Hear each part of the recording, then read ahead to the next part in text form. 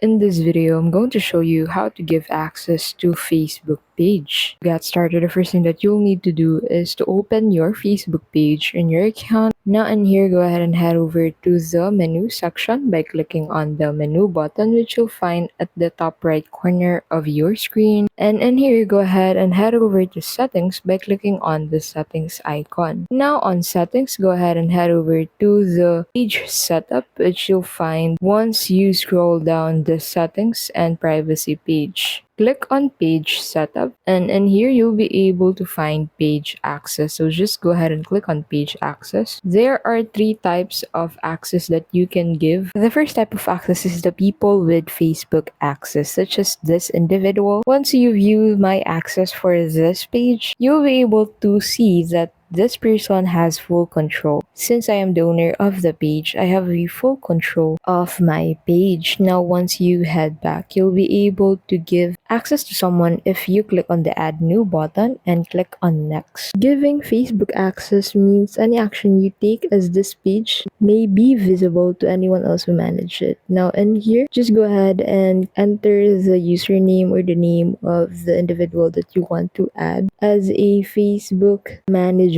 for your page. Now in here, you can allow this person to also have a full control over the page. You can select the type of access that they can have for your page. So click on the give access once you have finalized this. Now the second type of access that you can give is people with task access. People with task access can't switch into this page or manage it directly on Facebook, but they can use third-party applications to manage this page on your Facebook. Now, and here, just go ahead and search for the name of the individual that you want to give task access to, so you can enable the areas that apply for this individual, such as the insights, ads, content, community activity, messages, and calls. Just press on the give access button once you have this finalized. This access is ideal for those individuals who has Facebook Manager or chat moderator for their businesses. Now once you're done, click on the give access button.